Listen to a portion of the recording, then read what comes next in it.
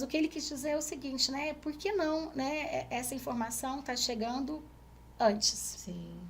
E aí eu falo que o meu sonho, né, como psicóloga, é que a gente possa tratar realmente, a gente está cada vez mais próximo, né, da gente tratar a psicologia igual a gente trata, por exemplo, a odonto hoje, né? Então eu levo meu filho ao dentista antes de ter cárie. Então, uma vez por ano, né, ou de 6 em 6 meses, a gente leva ao dentista, não tem cárie ainda, não tem nenhuma lesão, a gente leva para já ir aprendendo. Então a gente vai antecipando o problema. A nutrição também chegou muito, né, nesse patamar de antecipar o problema. Então a gente sabe que uma alimentação começa lá desde a gestação. Então uma alimentação saudável vai lá atrás, vai influenciar, né, muito forte até os 2 anos de vida. E aí eu pergunto, antes já começou a pensar nisso, antes de ter um problema de obesidade no futuro. Sim. Então, por que não a gente também pensar nisso com a saúde mental? Sim. Então, a criança, ela possibilita isso. E os adolescentes também. E um outro ponto que eu acho fundamental de trabalhar a criança e adolescente é que eu sempre incluo os adultos, os pais. Porque eu acho que não tem como a gente tratar a criança sem envolver os pais nesse processo. O porque espelhamento a gente está com a criança 50 minutos, 1 hora. Os pais estão com a criança a semana toda. Então, a gente tem que ter um diálogo, uma afinidade, uma sintonia, onde eles possam entender o processo e serem coterapeutas. A ideia é que eles possam ter autonomia para sair fazendo também, né, entendendo o processo, para eles caminharem sozinhos, né? Todo pai de paciente meu escuta isso. Falo que a minha felicidade é quando eles estão caminhando sozinhos. Esse é o objetivo principal da terapia cognitivo-comportamental, que é ensinar o paciente a ser seu próprio terapeuta. Sim. E quais são as principais dores, assim, que chegam até você?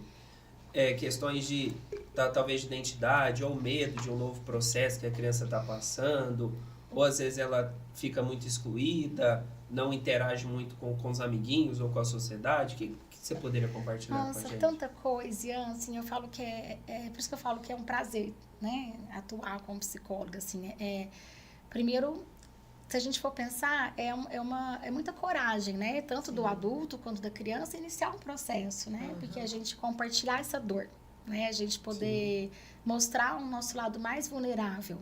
Geralmente a gente não faz isso, né, se a gente for pensar.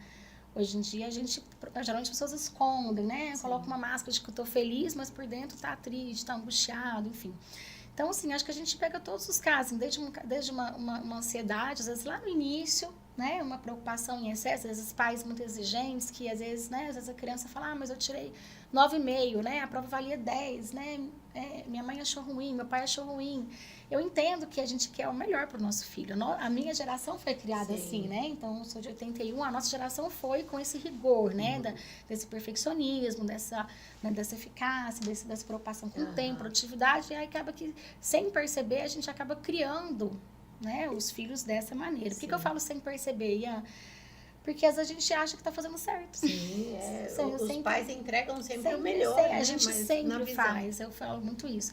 Então, a gente tem desde quadros de ansiedade, quadros de depressão, né? Quando você comenta a história, né? De a criança ficar isolada, né? Aí a gente tem muita habilidade social, né? E por que essa criança está isolada, né? Tem alguma outra questão por trás? Faz um trabalho conjunto com a escola, porque a escola também, ela vai entrar nesse processo, né? Então, é o psicólogo, os pais, a criança, e às vezes encontra e entra também a escola nesse processo.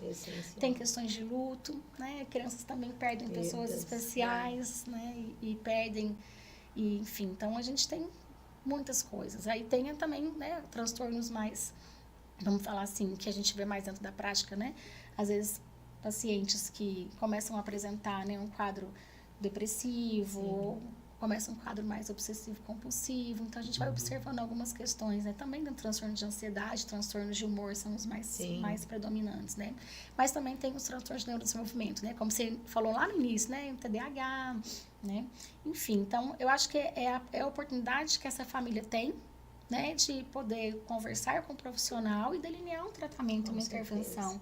Não há necessidade de estar em sofrimento. Né? E eu gosto muito da terapia cognitivo-comportamental por isso. Eu tenho um sofrimento, eu vou querer buscar resolver isso. Né? E a gente tem essa meta terapêutica do paciente, aliviar essa dor. Perfeito. E eu acho que a questão, né, Carla, de olhar para essas emoções de frente, né? E isso vem, acho que, crescendo favoravelmente, né? Porque antes... existia um pudor maior, Não né? pode Quando se chorar, fala, homem não homem chora, não né? chora. O que está acontecendo com você? Quando estava num dia de tristeza, de reflexão. Hoje não, já se enxerga, já se procura um profissional, porque na verdade quem está ali junto, né, conduzindo o crescimento, muitas vezes tem uma criança interior também não foi ferida, acolhida, não né? acolhida. Por isso que envolve esses pais, Ana, justamente assim, mas por quê? Na minha época não era assim. Eu escuto muito isso. Na minha época não era assim, na minha época não tinha desse jeito, eu sou da educação mais antiga. A gente vai mesclar sempre, acho que nenhum extremo é positivo, né? Mas vamos pegar o exemplo que você deu, né? Então, como que eu vou acolher a dor, um choro, uma tristeza, um acesso de raiva, uma birra, né? De uma criança, sei lá, de 3, 2 anos, que faz parte daquele momento que ela tá, né? Neurologicamente falando, se eu não fui acolhido. Sim. Como que eu faço isso? Não fizeram comigo, né? Não fizeram, não é porque não quiseram. Sim. Não fizeram porque naquele momento não tinha essas informações, não era possível. Então a gente vai aquela cadeia, né? Então eu sei. Fala Disruptivos, curtiu o episódio de hoje? Tá gostando dos nossos conteúdos? Já se inscreve em nosso canal, ative as notificações e não deixe de acompanhar nenhum conteúdo nosso por aqui, ok? Um grande abraço, até mais!